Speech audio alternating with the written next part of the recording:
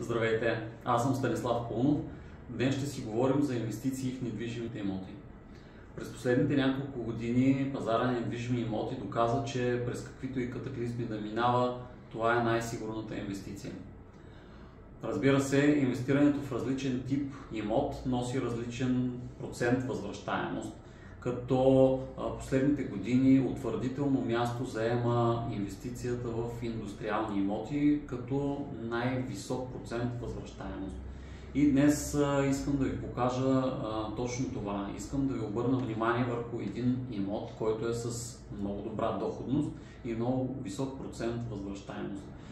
Това е база, в която можем да разграничим 4 типа бизнес.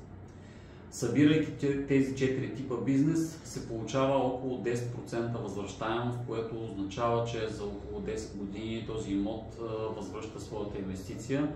Средно погледнато, това е над средното ниво за възвръщаемост. Да се върнем на типовете бизнес. Първият тип бизнес, който може да разграничим там, са силозите за зърно, които са много търсени и са дългосрочно отдадени под наем. Като има възможност за изграждане и на още, има проект за изграждането на допълнителни силози. Вторият тип бизнес, който можем да разграничим, са складове с квадратура 4700 квадратни метра, които са също отдадени под наем с дългосрочен наем. Трети тип бизнес, това е складово хале, складово производствено хале с площ от 1000 квадратни метра, което в момента работи като цех за пакетиране на сушени плодове. Този цех е с изградена маркетингова стратегия и може да продължи да работи по същия начин с договорите за продажба, които съществуват и към момента.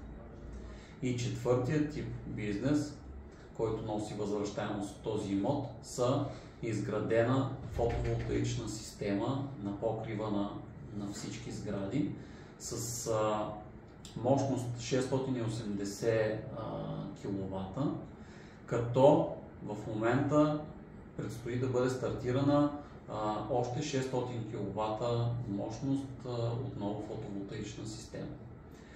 Към тези всичките бизнеси, съществуващи в момента, има парцел 39 декара, който също би могъл да бъде застроен или с фотоволтаична централа, или с друг тип сгради, които също да бъдат отдавани под наем. Ако имате нужда от още информация, може да се свържете с мен.